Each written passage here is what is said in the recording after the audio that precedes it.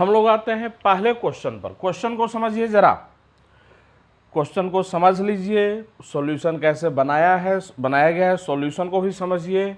और इस क्वेश्चन को समझने के बाद, सॉल्यूशन को समझने के बाद फिर से बनाइए इस क्वेश्चन को। तो हम लोग आते हैं, ये हम लोग का फर्स्ट ऑर्डर का पैरेलल रिएक्शन दिया हुआ है। ध्यान दीजिए क्वेश्चन पर, 3 फर्स्ट ऑर्डर के पैरेलल रिएक्शन है। ए से बी बन रहा है, ए से सी बन रहा है, ए से डी बन रहा है। रेट कांस्टेंट दिखा दिया गया है, ए से बी का रेट कांस्टेंट 3 के, ए से सी का रेट कांस्टेंट 2 के और ए से डी का रेट कांस्टेंट के बराबर। कोफिशिएंट पर भी गौर कीजिए, ए का कोफिशिएंट है 1, बी का कोफिशिएंट 1, सी का कोफिशिएंट 2 और डी का कोफिशिएंट है 3। क्वेश्चन को पढ़िए। For the first order parallel reaction of A starting with 1 molar initial concentration of A, तो ए का इनिशियल कॉन्सेंट्रेशन कितना बोला जा रहा है? 1 मोलर बोला जा रहा है।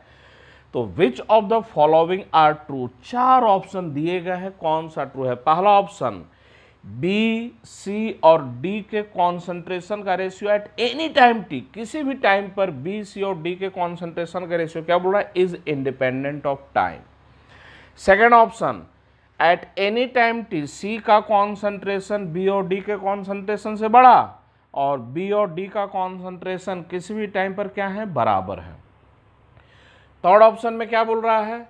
अगर के का वैल्यू 0.5 मिनट इनवर्स हो, देन बी का कॉन्सेंट्रेशन कितना? 1 मोलर आफ्टर 1.386 मिनट। और डी ऑप्शन में इंड पर सी का कॉन्सेंट्रेशन कितना? 0.67 मोलर। तो हम लोग एक एक कर ऑप्शन को चेक करते हैं। तो सबसे पहले तो आप लोग क्वेश्चन उतार लीजिए, मुझे जब इच्छा करेगा वहां से मैं अपना मिटाता चलूंगा अपने कन्वीनियंस के अनुसार।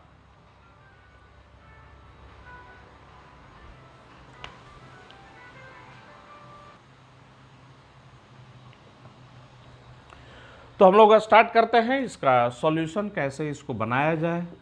सबसे पहले तो हम लोग डी ऑप्शन को चेक कर रहे हैं, डी ऑप्शन सॉरी सबसे पहले हम लोग सी ऑप्शन को चेक कर रहे हैं। बोला क्या जा रहा है ना, अगर के का value 0.5 minute inverse, then B का कॉन्सेंट्रेशन 1 मोलर आफ्टर 1.386 मिनट। ऐसे ही समझिए, बिना कैलकुलेशन के समझा जाए।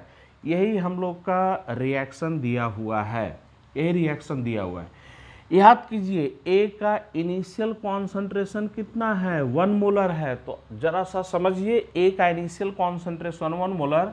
मैं रिएक्शन को तोड़ कर लिखता हूं, ए से बी, ए से 2C और ए से 3D। भाई ए का इनिशियल कॉन्सेंट्रेशन है 1 मोलर। ए 3 पाथ से रिएक्ट कर रहा है, कुछ पहले पाथ से रिएक्ट करेगा, कुछ दूसरे पाथ से रिएक्ट करेगा, कुछ तीसरे पाथ से रिएक्ट करेगा। मान लिया जाए, बोला जाए पहले पाथ से ए का x मोलर रिएक्ट किया, तो जरा ये बताइए, ए का जब x मोलर रिएक्ट करेगा तो बी का कितना बनेगा? x ही बनेगा। और ए जो लिया गया था इनिशियली 1 मोलर, तो ये ए पूरा का पूरा यहां से थोड़ा ही रिएक्ट कर गया। अगर ए 1 मोलर रिएक्ट करेगा तब ना बी 1 मोलर बनेगा, ठीक है ना। तो यहां पर बोल रहा है बी का कॉन्सेंट्रेशन 1 मोलर, तो बी का कॉन्सेंट्रेशन 1 मोलर तो कभी भी नहीं हो सकता है।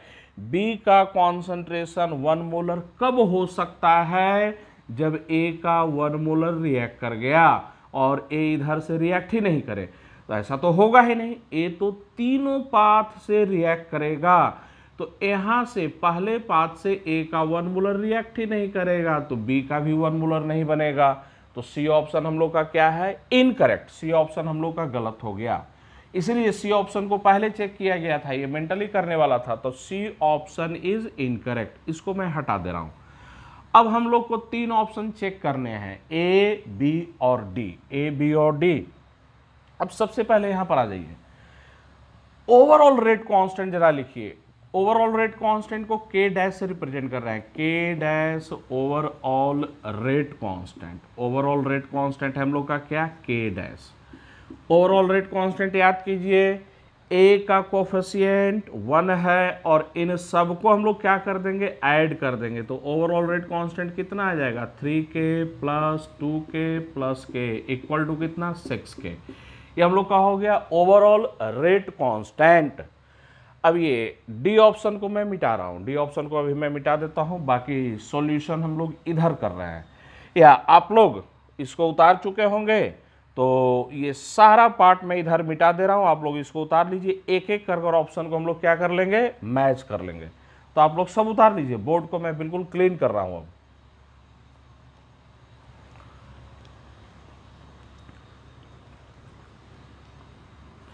रिएक्शन इधर लिख दिया जा रहा है, ए से बी, ए से 2c, ए से 3d, ये रेट कांस्टेंट 3k, ये 2k और ये k। चलिए अब एक एक कर आते हैं। B का कॉन्सेंट्रेशन बताइए, B का concentration eight any time t, तो याद कीजिए B का कॉन्सेंट्रेशन लिख रहे हैं तो B के कोएफिशिएंट B के रेट कांस्टेंट से मल्टीप्लाई कर देंगे। B का कोएफिशिएंट 1, B का rate constant 3k into A naught divided by, नीचे में क्या होता है overall rate constant k dash 1 minus e की पावर माइनस के टी, याद कीजिए overall rate constant k dash t, ये आ गया।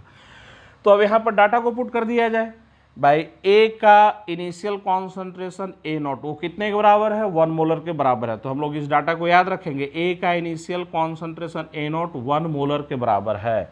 अब वैसे ही सी का कॉन्सेंट्रेशन लिखा जाए एट एनी टाइम टी, किसी भी टाइम टी पर सी का कॉन्सेंट्रेशन कितना होगा, तो सी के कॉन्सेंट्रेशन पर आ जाए, सी के कोफिशिएंट को सी के रेट कांस्टेंट से मल्टीप्लाई कर देंगे, कितना आ जाएगा हम लोग का 4k, बाकी कॉमन था A naught divided by overall rate constant k dash 1 minus e की power minus k dash t। फिर D का कॉन्सेंट्रेशन लिखा जाए at any time t, D का कॉन्सेंट्रेशन हम लोग का, तो D का कॉन्सेंट्रेशन लिख रहे हैं, D के कोफिशिएंट को D के रेट कांस्टेंट से मल्टीप्लाई कर देंगे, 3k आएगा, इसको अब मैं हटा दे रहा हूं, हम लोग का 3k, बाकी कॉमन था A naught divided by overall rate constant k dash 1 minus e की power minus k dash t, e की power minus k dash t।